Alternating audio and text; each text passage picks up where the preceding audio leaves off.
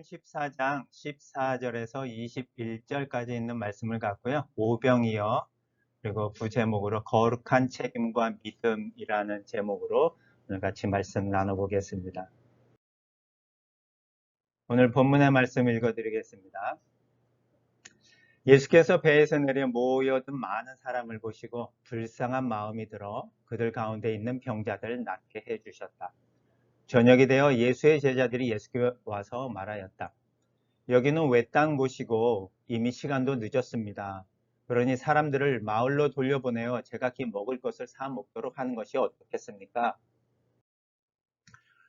그러나 예수께서는 이렇게 말씀하셨다. 저 사람들을 돌려보낼 것 없이 너희가 먹을 것을 주어라. 제자들이 말하였다. 지금 우리에게 있는 것이라고는 빵 5개와 물고기 2마리뿐입니다. 예수께서 말씀하셨다. 그 빵과 물고기를 내게로 가져오너라. 그리고는 사람들을 풀밭에 앉으라고 말씀하셨다. 그러고 나서 빵 5개와 물고기 2마리를 들고 하늘을 우러러 감사 기도를 드리셨다. 그리고 빵을 떼어 제자들에게 주셨다. 제자들은 그 빵을 사람들에게 나누어 주었다. 사람들은 모두 배불리 먹었다. 그리고 먹고 남긴 것을 모아 담으니 12바구니에 가득 찼다. 음식을 먹은 사람의 수는 여자와 어린아이를 빼고도 5,000명이나 되었다. 아멘. 오늘 본문의 말씀은 여러분들이 주일학교에서부터 익히 많이 듣고 또 자랐기 때문에 오병이어의 기적이라고 한 것에 대해서 많이 들어보셨고 또 오늘 본문의 말씀에 대해서 많이 읽어보셨을 줄 압니다. 그런데 예수님께서는 사역을 하시면서 많은 기적을 베푸셨거든요. 오늘 본문에 나온 것도 아주 놀라운 기적 중에 하나입니다. 오병이어의 기적. 빵 5개와 물고기 2마리로 5,000명을 먹이셨던 그 놀라운 기적. 이 기적을 왜 예수님께서는 베풀고 계셨을까요? 그냥 예수님께서 나 이런 사람이야, 나 이렇게 기적을 베풀 수 있는 사람이야 라는 것을 과시하거나 드러내기 위해서 기적을 베푸시지 않았다라는 것을 우리는 잘 알고 있거든요.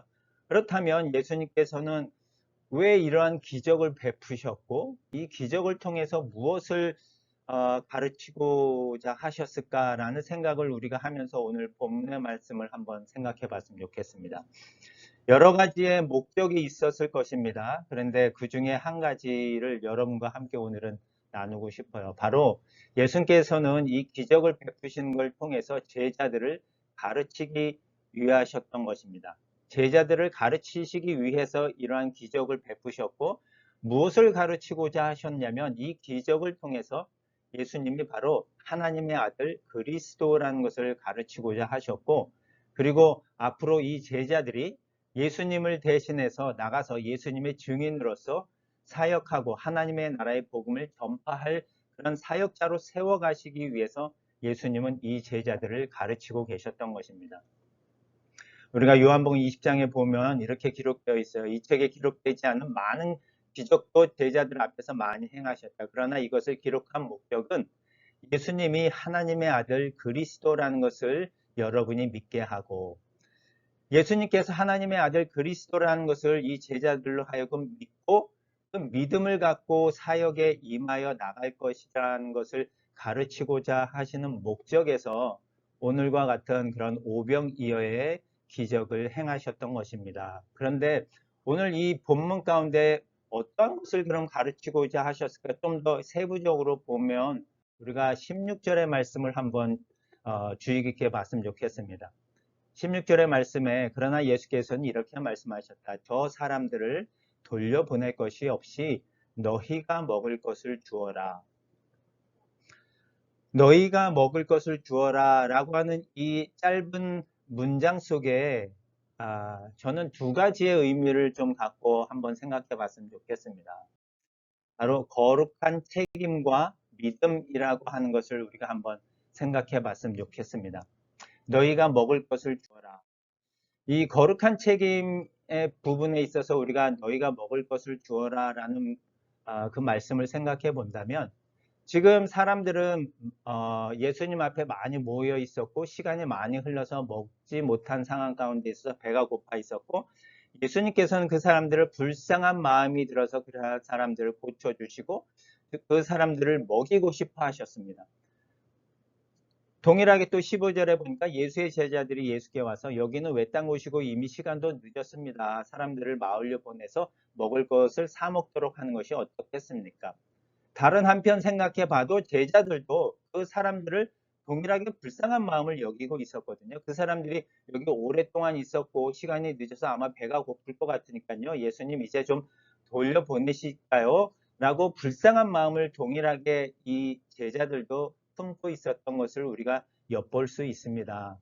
그런데 그런 불쌍한 마음을 담고 있는 제자들과 예수님하고의 마음의 그 차이가 좀 16절에서 느껴지는데 예수님께서는 제자들에게 돌려보낼 것 없이 너희가 먹을 것을 주어라 라고 말씀하십니다.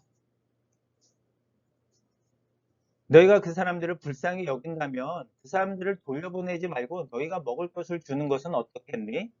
하면서 예수님께서는 그 사람들에게, 제자들에게 이 사람들을 돌보고 이 사람들을 케어하는 것은 바로 너희의 책임이란다 라고 하면서 제자들에게 거룩한 책임을 지금 부여하고 계시는 거거든요.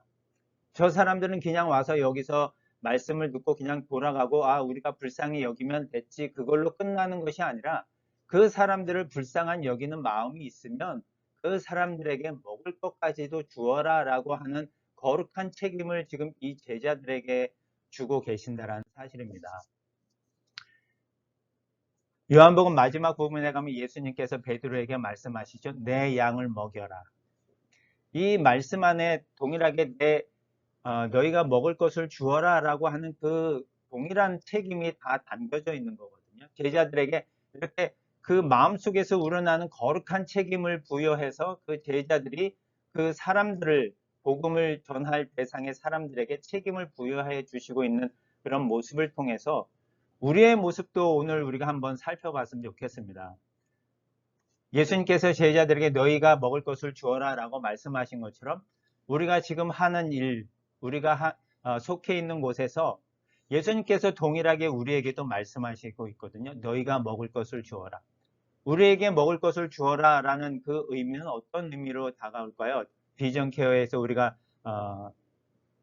피할 수 있는 실명을 예방하는 사업을 하고 있습니다. 그 사람들에게 예수님께서는 우리에게 이렇게 말씀하실 것 같아요. 너희가 치료해 주어라. 저 사람들은 피할 수 있는 실명을 피하고 싶은데도 여러 환경적인 요인 때문에 피할 수 없는 상황인 거예요. 예수님을 따라온 사람들도 음식을 사 먹을 수 있거든요. 그런데 멀리 떨어져 있어서 피할 수 없는 환경 가운데 있었기 때문에 먹고 싶어도 먹을 수 없는 환경 안에 있었습니다. 그 사람들을 도와주고 먹일 수 있는 것은 바로 우리의 책임이라고 예수님께서 동일하게 우리에게 거룩한 책임을 지금 부여해 주고 계시거든요. 우리의 마음속 깊은 곳에서부터 예수님께서 제자들에게 주셨던 그 책임이 우리에게도 동일하게 거룩한 책임으로 우러나와서 우리에게 주신 일들, 이것을 우리가 진짜 예수님께서 너희가 먹을 것을 주어라 라고 말씀하신 것처럼 우리도 동일하게 그 거룩한 책임을 갖고 일하는 저희가 되었으면 좋겠습니다. 그런데 이렇게 거룩한 책임을 부여해 주었는데 제자들은 그 거룩한 책임이 너무도 큰 부담으로 다가온 거거든요. 그 5,000명이나 되는 사람을 먹일 수 있어야 되는 그렇게 큰 책임은 엄청난 부담이었거든요. 왜냐하면 제자들이 지금 가진 것이 없거든요. 제자들이 가지고 있는 것이라고는 지금 빵 5개와 물고기 2마리뿐입니다. 이 빵 5개와 물고기 2마리로 예수님 우리도 저들을 먹이고 싶습니다 라고 그 마음을 갖고 예수님에게 말하고 있어요. 빵 5개와 물고기 2마리인데 우리가 어떻게 저들을 먹일 수 있겠습니까?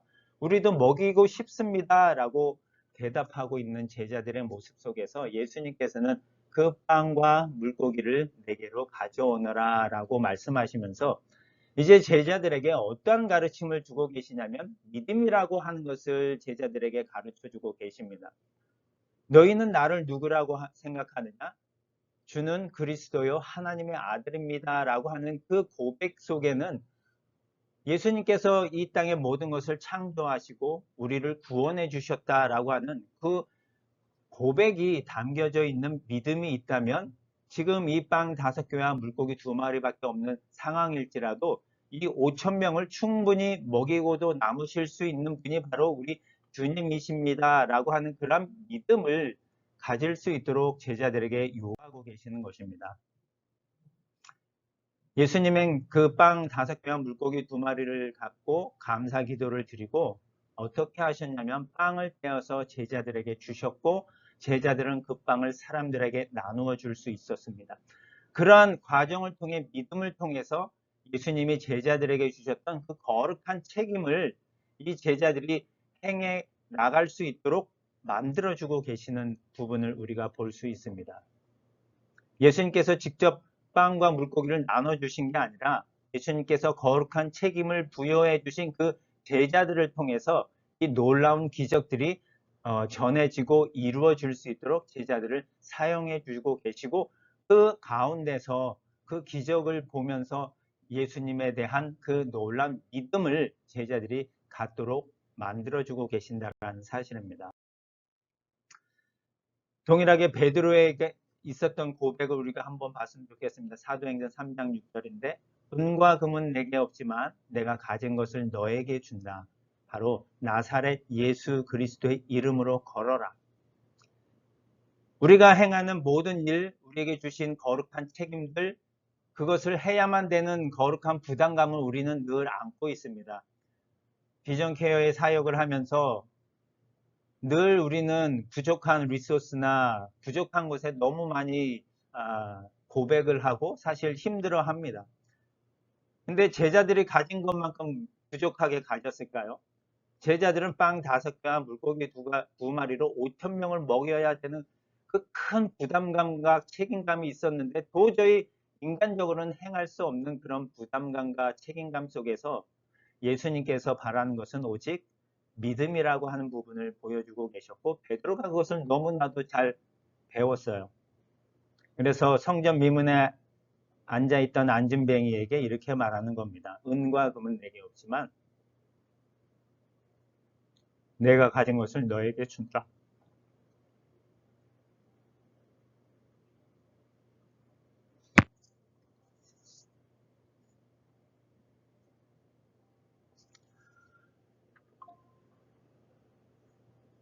우리가 가지고 있는 것이 무엇인지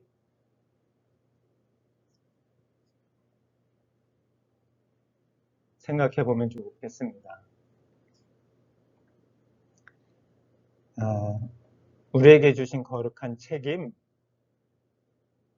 우리 가운데서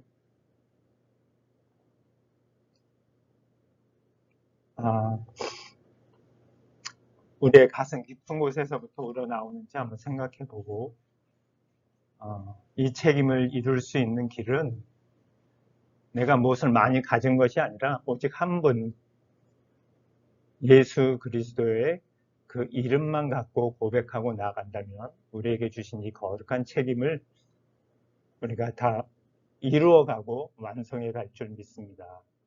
기도하시겠습니다.